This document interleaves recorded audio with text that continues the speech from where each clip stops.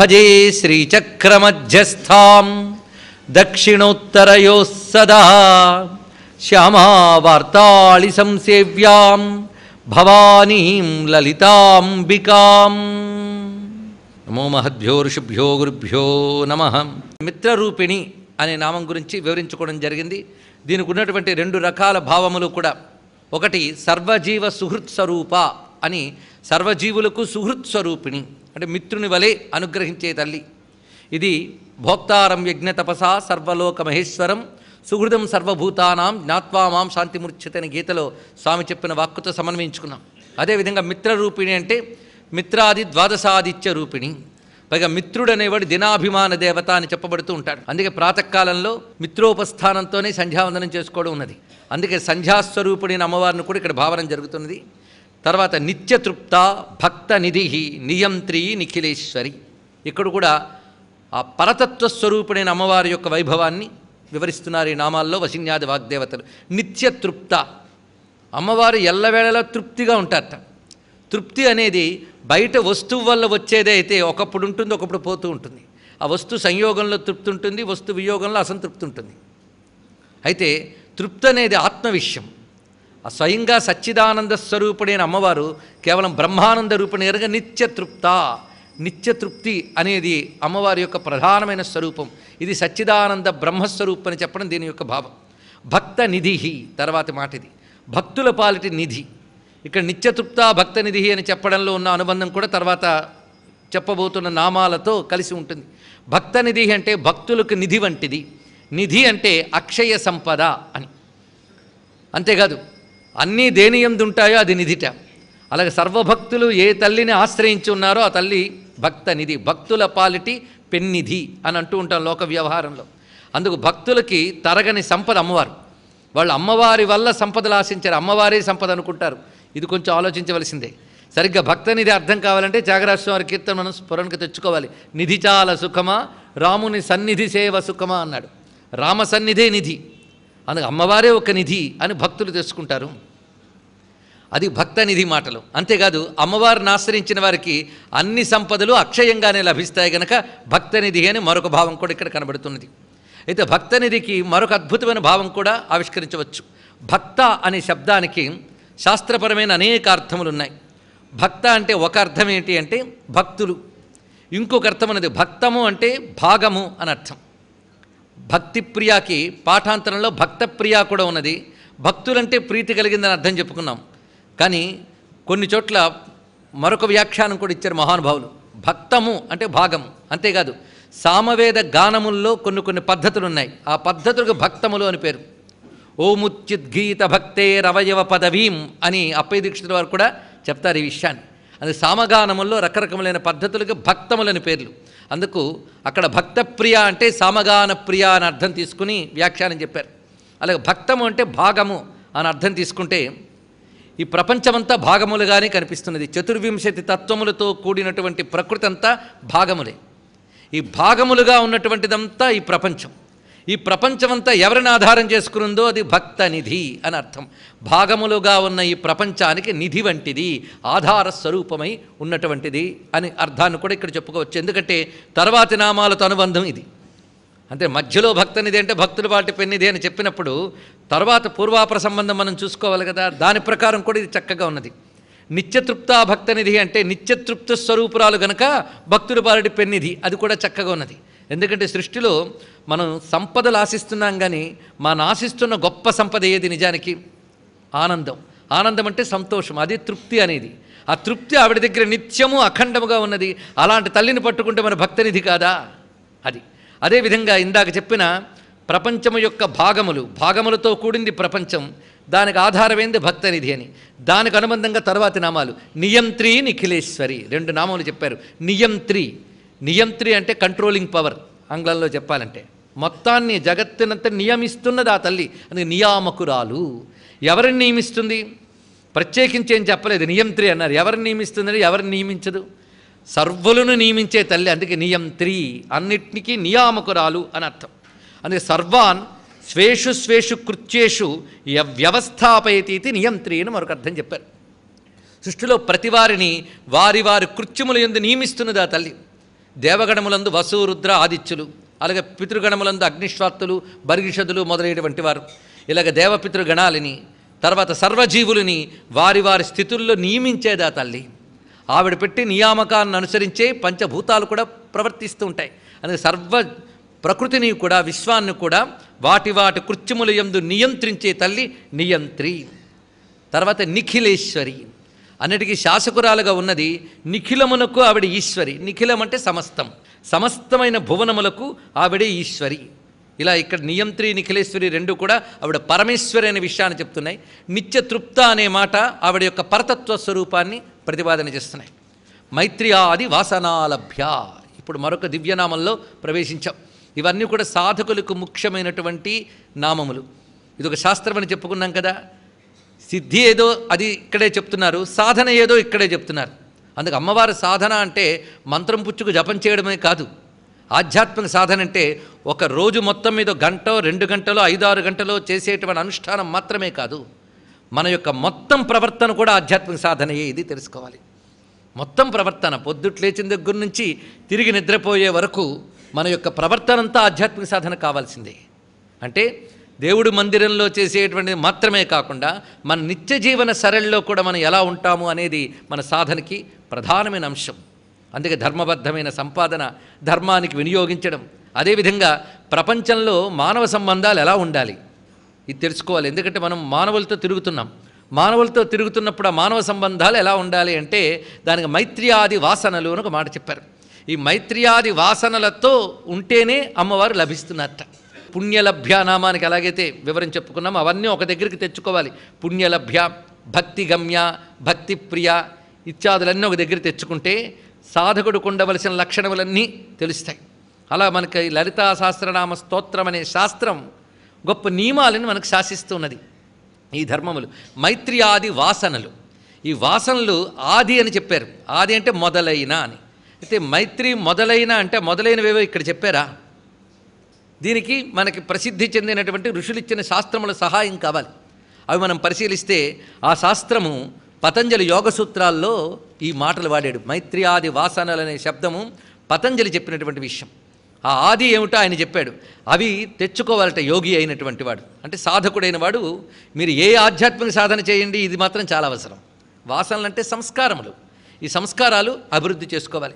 ఎందుకు అభివృద్ధి చేసుకోవాలంటే చిత్తప్రసాదం కోసం అన్నాడు. చిత్తము ప్రసన్నమవ్వాలట. చిత్తము ప్రసన్నమైతేనే స్థితి నిలుస్తుంది. మనకి జ్ఞానము కానీ భక్తి కానీ ఉపాసన కానీ నిలబడాలంటే చిత్తం ప్రసన్నం కావాలి. చిత్తం ప్రసన్నం కావాలంటే మొత్తం ఈ సంస్కారములు ఉండాలట. మొత్తం 4 ఇవి. అవి వివరిస్తున్నారు మైత్రి ఆది. అవేమిటో పతంజలి భాషలోనే చూద్దాం. మైత్రి కరుణ ముదిత ఉపేక్షాణం సుఖదుఃఖ పుణ్యాపుణ్య విషయాణం భావనాత చిత్తప్రసాదనం అని మహానుభావుడు పతంజలి యోగసూత్రాల్లో చెప్పినటువంటి మాట. ముందుగా ఈ 4 గుణములు తెచ్చుకోవటం. మైత్రి కరుణ ముదిత ఉపేక్ష.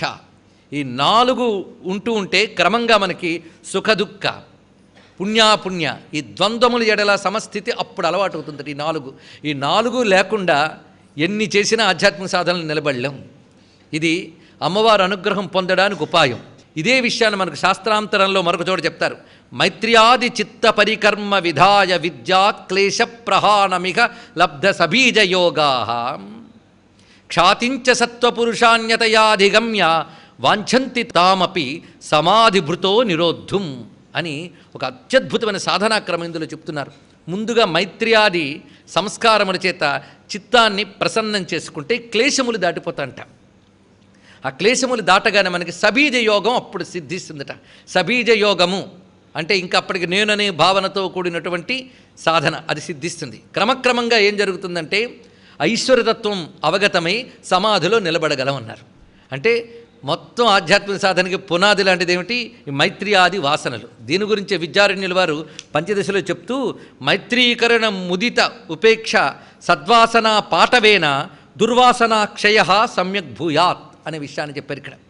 ఈ మైత్రి ముదిత కరుణ ఉపేక్ష అనేటువంటి గుణముల వల్ల ఈ సద్వాసనల వల్ల దుర్వాసనలు పోతాయన్నాడు.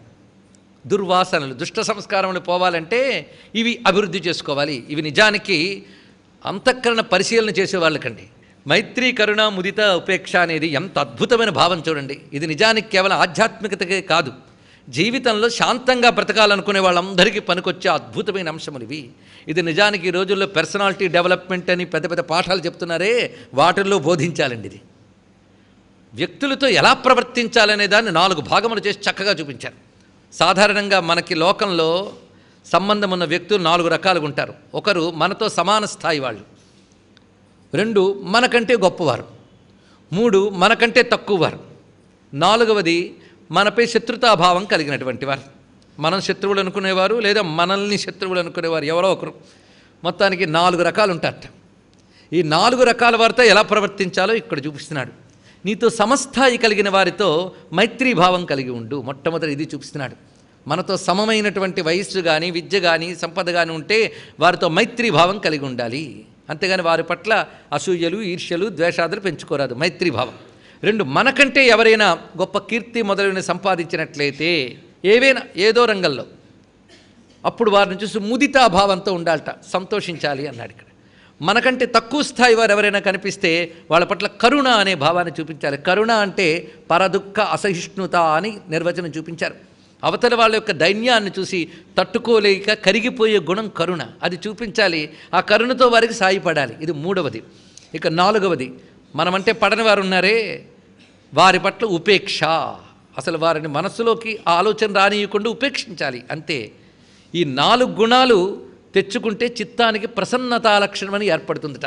నిజానికి మనస్తత్వ శాస్త్రం గురించి మన ఋషులు ఎంత శోధించి సాధించి పెట్టారో ఇప్పుడు అర్థం చేసుకోండి. ఇక్కడ నిజానికి ఈ సైకలాజికల్ డిజార్డర్స్ ఉన్నాయే అవన్నీ పోగొట్టడానికి మార్గము ఆధ్యాత్మిక మార్గం. అందుకే ఆధ్యాత్మిక మార్గం ఎప్పుడూ అన్ని రకాల పాడైపోయిన తర్వాత మొదలు పెట్టాల్సింది కాదు. మొదటి నుంచి బాగా బతకాలనుకున్న వాళ్ళందరూ ప్రారంభించుకోవాల్సింది. అందుకే ఇలాంటివి మొదటి నుంచి పిల్లలకి నేర్పేమనుకోండి, అందున ఈ పోటీ ప్రపంచంలో ఇలాంటి సంస్కారములు నేర్పితే వాళ్ళ మనస్సు ముందు శాంతిస్తుంది.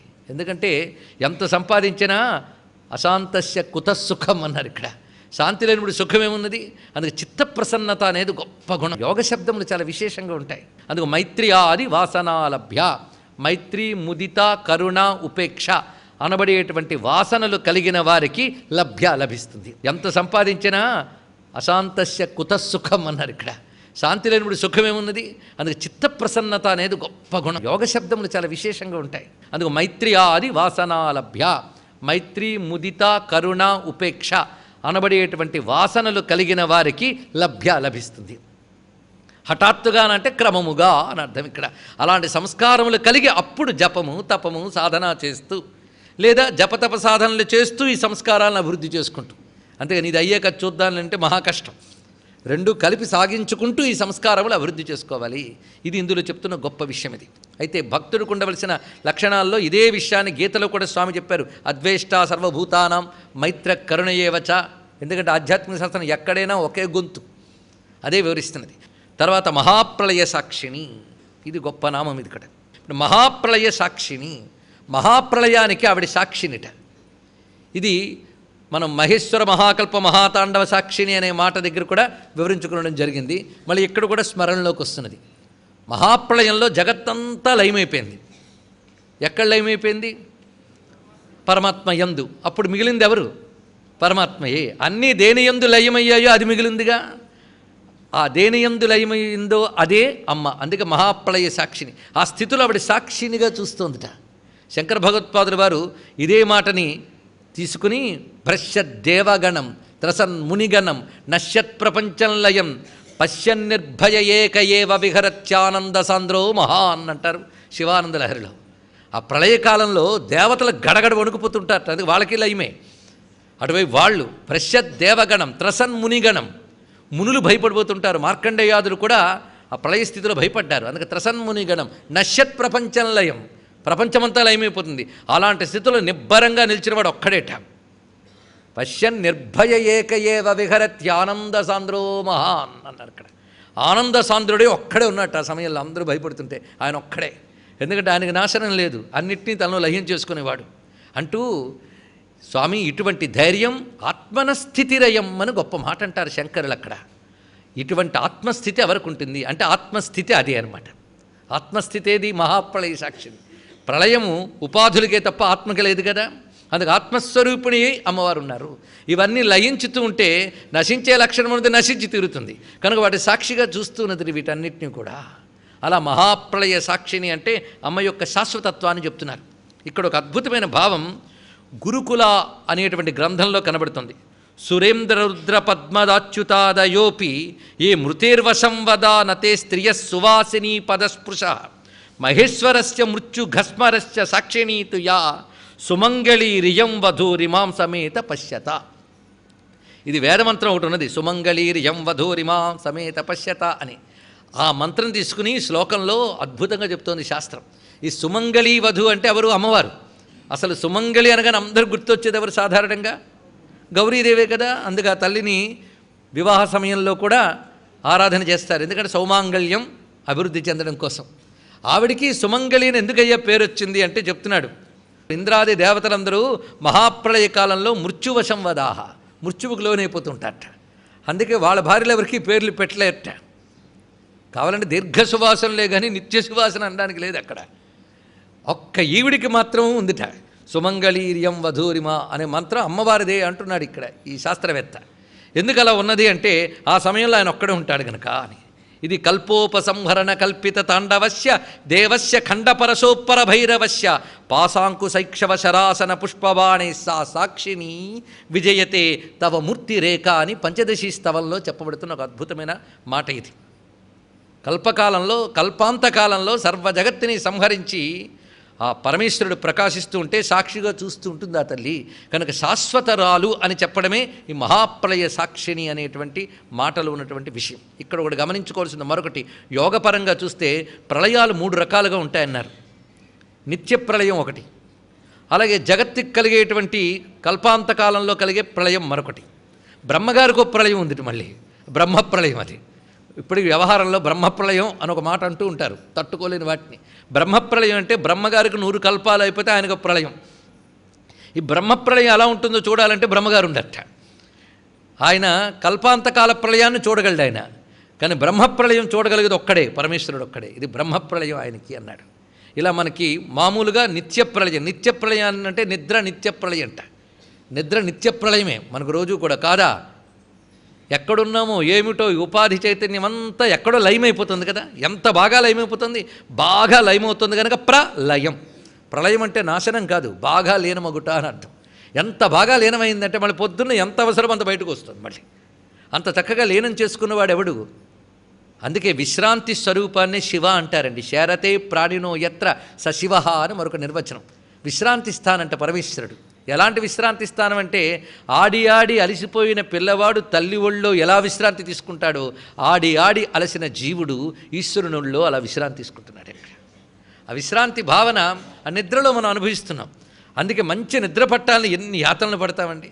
నిజంగా భాగ్యమే సుఖమే అయితే దానికోసం పడే యాతన కంటే మంచి నిద్ర కోసం ఎక్కువ మన యాతన పడుతూ ఉంటాం, అవునా లేదా? ఏదో ఉంది దాంట్లో. అయితే ఇది నిత్య ప్రళయం.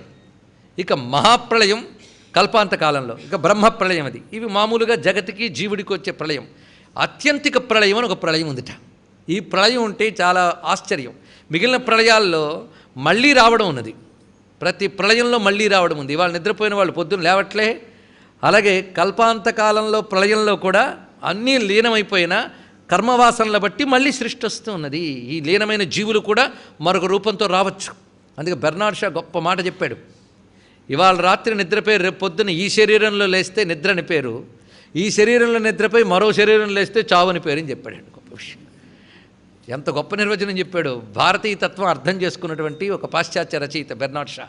మొత్తానికి ఇవన్నీ మనకి కనిపిస్తున్నవి. అయితే ఇవన్నీ మళ్ళీ రావడం ఉంది. కానీ యోగి చేసే అవస్థ అంతా కూడా ప్రళయం కోసమే సాధన. ప్రళయం అంటే బాగా లయమైపోవాలి, మళ్ళీ తిరిగి వెనక్కి రాకూడదు.